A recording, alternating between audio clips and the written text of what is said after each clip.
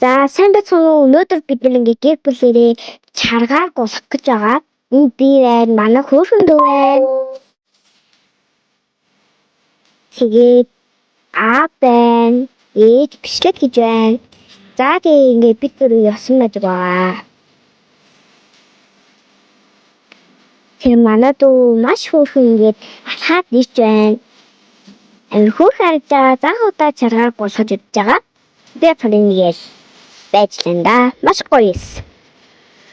Их цастай тэгээд гоё чаргаар гулгахад маш ихтэйхэн байсан. Тэгээд би юусоо дараагүй манай аав ингээд дүү ганцаараа гулгаж чадахгүй болохоор хамт гулсан байдаг байгаа. Би тань жаад бичлэг хийж зогссон.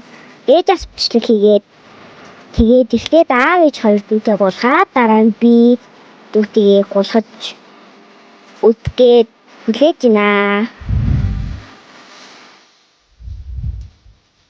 За ингээд дүү тавьж ингээд гулгаж үзгээд зоргойч хандлаад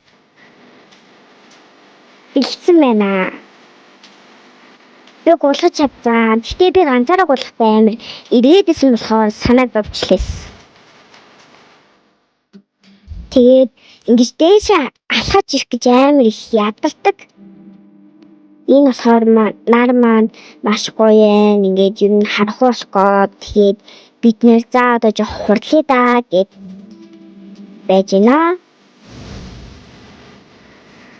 За тэгээд ингээ манай дүү маань алхаж ирэх гэж маш их хурцаад жижиггүүлдээ болохоор ингээ жижигэн алхаад тэгээ би болохоор ингээ чаргаа чирээд ер нь бол ядарсан байгаа.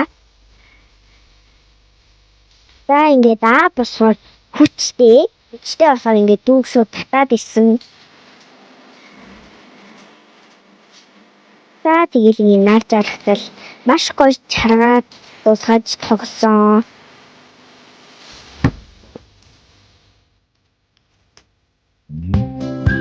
За ингээ манай дүү маань жоохон босож чадахгүй гэд хөлн ядарсан болохоор ингээл өвдөглөөл тэгээ боссон. За тэгээ ингээ дахиад босъё гээл. За тэгээд яваад ирсэн. Баяртай.